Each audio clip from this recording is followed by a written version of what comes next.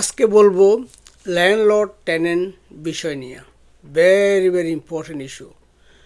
Landlord tenant বিষয়টা আমাদের বাংলাদেশি আমেরিকানদের জন্য অত্যন্ত গুরুত্বপূর্ণ। এই জন্য কারণ বাংলাদেশি আমেরিকানরা অলমোস্ট সবাই চান একজন বাড়ির মালিক হতে, এবং যখনই বাড়ির মালিক হবেন তখনই এদের আরেকটা সাথে সাথে ভাড়াটিয়া নেবেন ল্যান্ডলর্ড হিসাবে। অনেকে টু ফ্যামিলি বাড়ি, এক ফ্যামিলিতে আপনি থাকেন, আরেক ফ্যামিলি ভাড়া দিবেন। আবার অনেকে শুধু এক ফ্যামিলি বাড়ি, সেখানে একটা বেসমেন্ট আছে, লিগ্যাল বা ইলিগাল সেটা বললাম না, একটা টেনেন্ট নিচ্ছেন। এই বিষয়টা অত্যন্ত সিরিয়াসলি দেখতে হবে। ল্যান্ডলর্ড হিসাবে আপনাকে বুঝতে হবে যাকে নিচ্ছেন টেনেন্ট হিসাবে তাকে হ্যান্ডেল করার মতো স্ট্রেংথ, ক্যাপাসিটি, পাওয়ার, নলেজ এগুলো আছে কি না, হাউ টু বিহেভ, কীভাবে টেনেন্টের সাথে কথা বলতে হবে, কীভাবে একটা ভাড়া আদায় করতে হবে, কীভাবে একজনকে রেসপেক্ট করতে হবে। এটা আমাদের দেশের মতো না। আপনি ল্যান্ডলর্ড হইলেন, বাড়ির মালিক, টেনেন্টকে যা তা কিছু একটা বলিয়ে ফেললেন, ছেঁড়া দাগ একটা দিয়ে ফেললেন। আর বি কেয়ারফুল, এমন কোনো টেনেন্ট নেবেন না ফার্স্ট অফ অল, বিশেষ করে যদি নিজের প্রাইভেট বাড়িতে তার কালচার, হিস্ট্রি, নেচার, কোথায় কাজ করে, কী করে। যেমন একটা কালচারের লোক আনছেন, আমেরিকান কালচার, বা সে মদ খাবে রাত্রে, ড্রিঙ্ক করবে রাত্রে, উইকেন্ডে, সেটা যদি আপনার বরদাস্তের বাইরেও হয়, সে কালচারাল বিষয়টা মাথায় রাখতে হবে আপনি টেনেন্ট হিসাবে তাকে নেবেন কিনা। আবার কতগুলো লোকাল ল আছে, ডিসক্রিমিনেশনের কোনো ফাঁদে আপনি ফুটছেন কিনা। সো লোকাল ল, ল্যান্ডলর্ডের দায়িত্ব, ল্যান্ডলর্ডের কর্তব্য সম্পর্কে আপনাকে জানতে হবে, ল্যান্ডলর্ডের রাইট সম্পর্কে জানতে হবে, ল্যান্ডলর্ডের ডিউটি সম্পর্কে জানতে হবে, টেনেন্টের রাইট সম্পর্কে জানতে হবে, টেনেন্টের ডিউটি সম্পর্কে জানতে হবে। এগুলো যদি না জানিয়ে আপনি ল্যান্ডলর্ড হইয়া বসছেন, সেখানে এটাকে বলা হয় খাল কেটে কুমির আনা নিজের বাড়িতে। বিশেষ করে আজকের ভিডিওটা দিচ্ছে যারা এক ফ্যামিলির বা দুই ফ্যামিলির বাড়ির মালিক এবং টেনেন্ট নিচ্ছেন, সেখানে আপনার ছোটো বাচ্চা আছে, আপনার ওয়াইফ আছে, উপরে আপনার কয়েকটা ব্যাচেলারকে ভাড়া দিয়ে রাখছেন। Be careful. আপনি নিচে কষ্টে মষ্টে বেসমেন্টে থাকছেন, দুইটা ফ্লোরে ভাড়া দিয়ে রাখছেন দুইটা ফ্যামিলির কাছে। ওই ফ্যামিলি সম্পর্কে আপনার কোনো আইডিয়া নাই।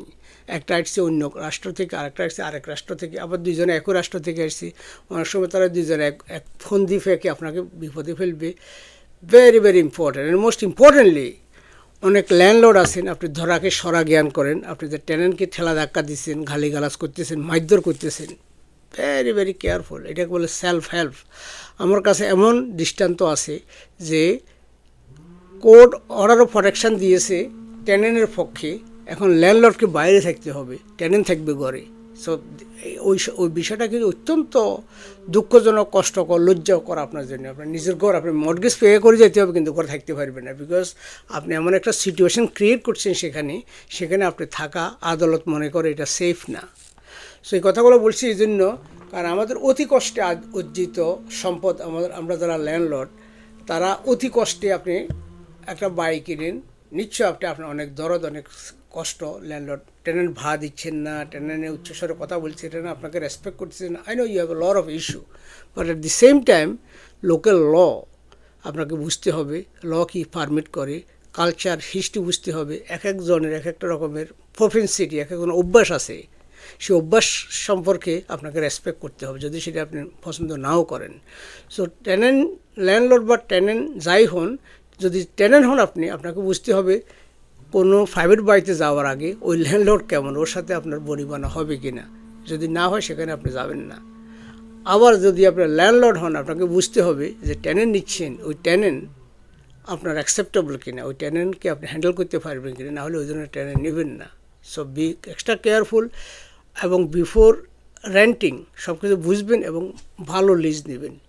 সেই লিজে যেন টেনেন্টের সব অধিকার থাকে, আপনার অধিকার সম্পর্কে আপনি বলেন, এবং সেটা যেন দুই পক্ষে বুঝে নেন যে এভাবে করা যাবে না, এভাবে করা যাবে না, এভাবে রেন্ট দিতে হবে। অ্যান্ড মোস্ট ইম্পর্টেন্টলি, ল্যান্ডলর্ড এবং টেনেন্ট উভয় পক্ষের পরিচয়, আইডি, এভরিথিং ফাইল থাকতে হবে।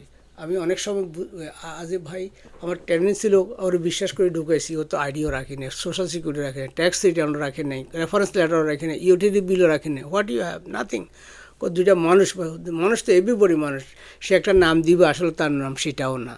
সে একটা মহিলার সাথে ছিল ওয়াইফ হিসাবে, আসলে সে ওয়াইফও না। কয়েকটা বাচ্চা আসলে ছিল ফোস্টার কেয়ার চাইল্ড, বা it's a lot of story. So everything has to be very very careful. শুধু টাকা দেখিয়ে, টাকার ভান্ডেল নিয়ে লোক ঢুকাবেন না, দ্যাট এটাকে বলা হবে খাল কেটে কুমির আনা। সো ল্যান্ডলর্ড টেনেন্ট সম্পর্কে যদি কোনো কোশ্চেন থাকে আমি উত্তর দিতে পারবো। I M A landlord, I was A realtor, many years I work, this is one of my area that I know a lot. Please be happy, be careful dealing with the tenant, be careful dealing with the landlord. Mohammed N. Majumdar, Master of Law, New York.